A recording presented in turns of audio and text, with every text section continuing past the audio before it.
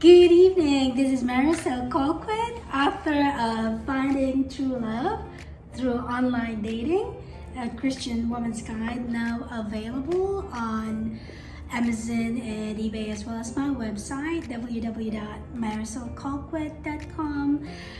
I'm so excited tonight because for the first time, my husband is joining me.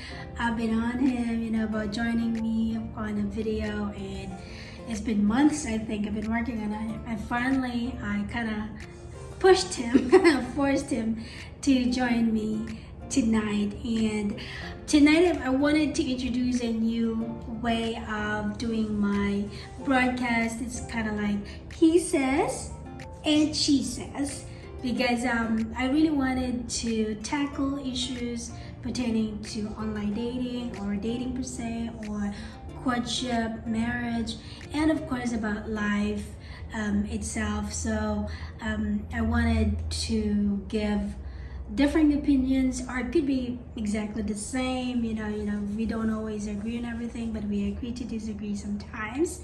And I wanted to also help single men out there, with my husband's perspective, of course, and of course me for single women, and of course even married women and men. We're all here, to help each other and to encourage one another. So tonight I wanted to revisit the same question that I've already addressed in a previous video on my YouTube. I know this is gonna go on my TikTok channel and also on YouTube. So if you're on TikTok, please make sure that you follow me.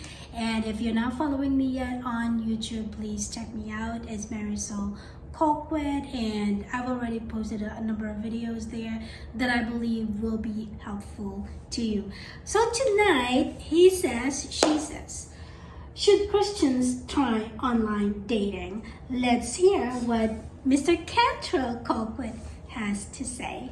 Well, if you had asked me that question probably about 25 years or so ago, I would have had a different answer then from the answer that I have today.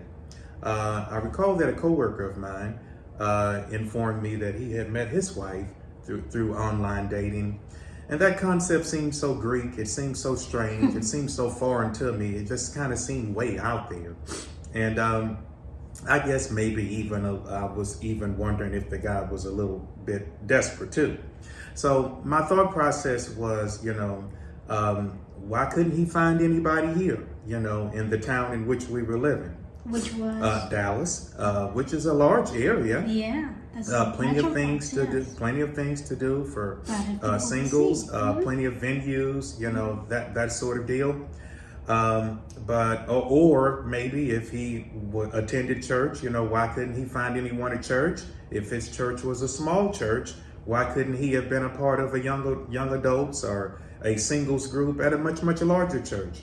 So he found his wife online about 25 years ago. Wow. Seemingly internet was getting big. Seemingly internet was getting popular at the time.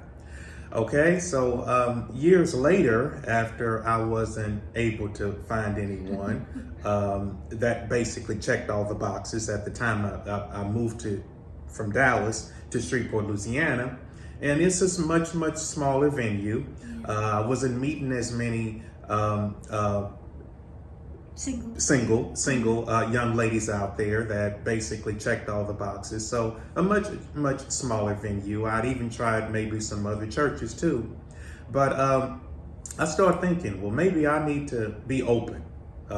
Maybe I'm just kind of closed, figuring that God can only do something this way, or he can only do something that way or the other. So I gave it a try. I figured, well, what do I have to lose? And of course, I gave it a try.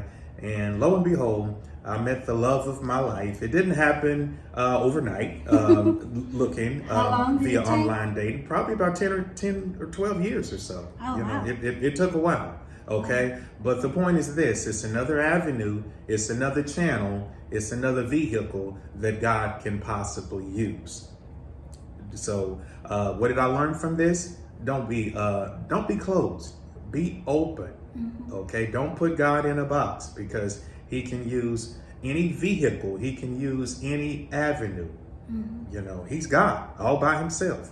Okay? Totally agree. So, to answer the question, I would say that yes, you should consider online dating if you haven't found that soulmate, the person that you're looking for by meeting face to face in your local area.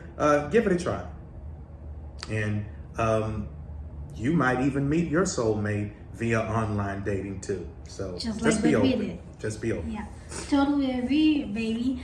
And just to add on to what you said, it definitely, like for me, I was the same. I thought online dating was for desperate people, and I also mentioned that in my book, because we both had the same kind of narrow-minded perspective at the time.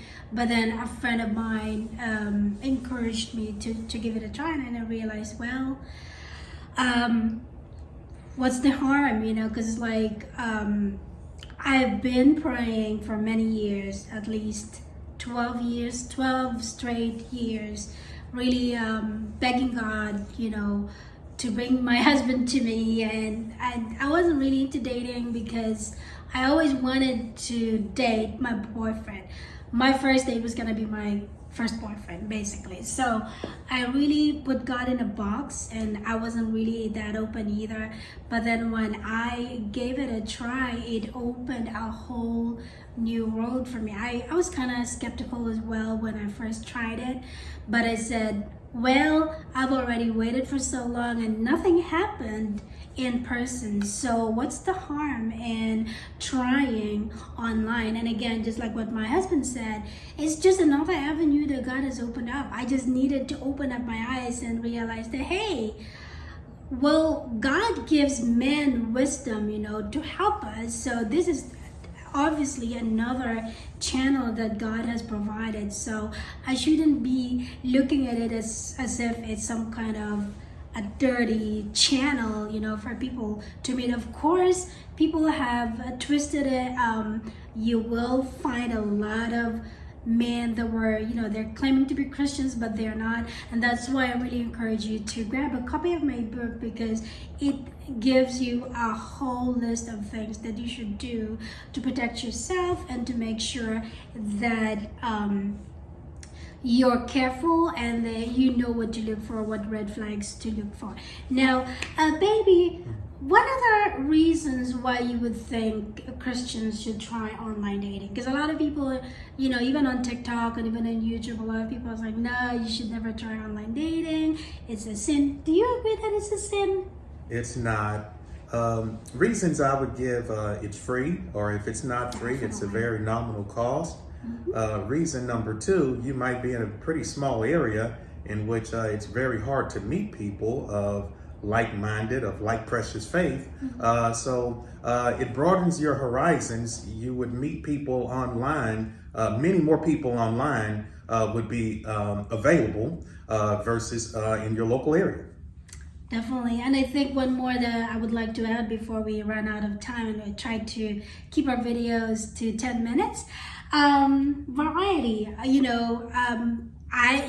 When I first tried it, it was like, I didn't realize there were so many people that were online. And believe me, there are many more people out there that you probably know that actually met online, but they're just not really bold enough to share the fact that they actually met online. And that's the reason why I actually was motivated to start this channel, to start my videos and all that, my vlogging, because I really wanted to encourage people, especially the single women and men who have been waiting for years, maybe 10 years, 5 years, in their 30s, late 30s, 40s, and 50s, and I really wanted to let them know that, hey, it is possible to find true love online.